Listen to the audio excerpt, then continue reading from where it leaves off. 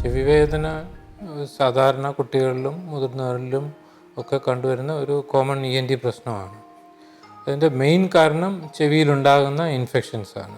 ഈ അണുബാധ തന്നെ ഈ ചെവിയുടെ പുറം ചെവിയുണ്ട്, അതായത് ഔട്ടർ കനാല് അല്ലെങ്കിൽ മിഡിൽ ഇയർ, ചെവിയുടെ കുറച്ചുകൂടെ മധ്യഭാഗം, ഇവിടെ രണ്ടിടത്തുമാണ് സാധാരണ ഇൻഫെക്ഷൻസ് ഉണ്ടാകുന്നതും ഇതിൽ രണ്ടിലുമാണ് ഇൻഫെക്ഷനാണ് പെയിനായിട്ട് വരുന്നത്. ചെറിയ കുട്ടികളിൽ പനി, ജലദോഷം മുതലായവ അനുബന്ധിച്ച് നിർത്താതെ കരച്ചിൽ ഈ ചെവിയിൽ ഇൻഫെക്ഷൻ ഉണ്ടാകുമ്പോൾ ഉണ്ടാകാറുണ്ട്.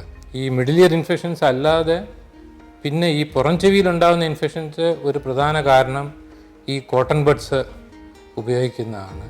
അല്ലെങ്കിൽ വെള്ളത്തിൽ മുങ്ങി കുളിക്കുക, ഈ ചെവിയിൽ മറ്റ് സാധനങ്ങളൊക്കെ ഇട്ട് അതുണ്ടായി ഈ ചെവിയുടെ കനാലിൽ മുറിവുണ്ടായിട്ട് അത് പിന്നെ പഴുത്ത് വലിയ വേദനയും നീരും ആയിട്ടുണ്ടാകും. കോട്ടൺ ബഡ്സ് ഉപയോഗിക്കുന്ന മൂലം പല പ്രശ്നങ്ങൾ ഉണ്ടാകാറുണ്ട്. ചെവിയിൽ ഇൻഫെക്ഷൻസ് ഉണ്ടാകാം, ചെവിയിൽ ഫംഗസ് ഉണ്ടാകാം, ഈ ഉള്ള വാക്സ് ചെവിക്കുള്ളിലോട്ട് പോവുകയുള്ളൂ. അതുകൊണ്ട് കഴിവതും ഈ കോട്ടൺ ബഡ്സ് വീട്ടിൽ വാങ്ങിക്കേണ്ട ആവശ്യം കൂടെ ഇല്ല. ചെവിയിലെ ഈ ഫോറിൻ ബോഡി ഇമ്പാക്ഷൻസ്, പ്രാണികൾ കടക്കുക, മറ്റു കുട്ടികളാണെങ്കിൽ എന്തെങ്കിലും സാധനങ്ങൾ ഇടുക, അങ്ങനെ ഇമ്പാക്റ്റഡ് ആയിക്കഴിഞ്ഞാൽ ചെവിയിൽ പെയിനായിട്ട് വരാറുണ്ട്. രാത്രി പെട്ടെന്ന് ഉറക്കത്തിലൊക്കെ പെയിനായിട്ട് ഉണ്ടാകാറുണ്ട്. ചെവിയിലല്ലാത്ത കാരണങ്ങൾ കൊണ്ടും ചെവിയിൽ വേദന ഉണ്ടാകാം. അത് കാരണം ചെവിയുടെ നേഴ്സും മറ്റ് ഭാഗങ്ങളിലുള്ള പല നേഴ്സുമായിട്ട് ഒരുപാട് കണക്ഷൻസ് ഉണ്ട്. ഇപ്പോൾ ഉദാഹരണത്തിന് പല്ലിൽ പ്രശ്നം ഉണ്ടെങ്കിൽ ചെവിയിലായിരിക്കും വേദന വരുന്നത്.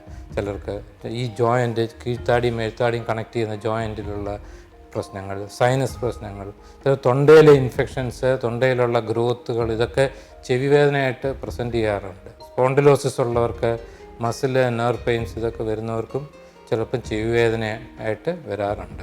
പെട്ടെന്ന് പ്രാണി പോയി കഴിഞ്ഞാൽ നമുക്ക് ചെയ്യാവുന്നത് അത് എടുക്കാൻ ശ്രമിക്കുക. കൈയിട്ടോ വേറെ സാധനങ്ങളിട്ടോ ബഡ്സിട്ടോ ഒന്നും എടുക്കാൻ ശ്രമിക്കരുത്, അത് കൂടുതൽ പ്രശ്നങ്ങളാവത്തേ ഉള്ളൂ. ഈ പ്രാണിയെ നിർജ്ജീവമാക്കാനായിട്ട് നമുക്ക് ഈ ഓയിൽ ഒഴിച്ചു കൊടുക്കാം, അല്ലെങ്കിൽ കുറച്ച് വെള്ളം ഒഴിച്ചു കൊടുക്കാം. അങ്ങനെയൊക്കെ ചെയ്തു കൊടുത്താൽ ഈ പ്രാണി നിർജ്ജീവമാകും. അങ്ങനെയാണെങ്കിൽ നമ്മുടെ വേദന അങ്ങ് കുറയും. എന്നിട്ട് പിന്നെ സൗകര്യമായി ഡോക്ടറെ കണ്ട് അത് എടുപ്പിക്കുക. ഇതിനകത്ത് ഒരു കാര്യമുള്ളൂ ശ്രദ്ധിക്കാം, പണ്ട് ചെവിയിൽ പഴുപ്പ് വന്നിട്ടുള്ളവർക്ക് കഴിവതും ഈ ഓയിലും എണ്ണയൊന്നും ഒഴിക്കരുത്. കാര്യം അതുകൊണ്ട് തന്നെ ഇൻഫെക്ഷൻസ് ഒക്കെ ഉണ്ടാകാം. നോർമലി ചെവി എന്ന് പറയുന്ന ഒരു സെൽഫ് ക്ലെൻസിങ് ആണ്. വാക്സ് അതിനകത്ത് ചെറുതായിട്ടുണ്ടാകും, അത് നോർമലി പുറത്തേക്ക് തന്നെ വരുന്നതാണ്. നമ്മൾ കഴിവതും അതിനകത്തൊന്നും ഇടരുത്. പുറമേ വരുന്നത് കുളിക്കുമ്പോൾ വാഷ്ഡായിട്ട് പൊയ്ക്കോളും. പക്ഷെ ചില ആൾക്കാരുണ്ട് വാക്സ് ഉണ്ടാകുന്ന പുറത്ത് വരാത്തവർ, അവർ പീരിയോഡിക്കായിട്ട് എല്ലാം ചെക്ക് ചെയ്ത് അധികം കൂടുന്നതിന് മുമ്പ് എടുത്ത് കളയിക്കുന്നത് നല്ലതാണ്.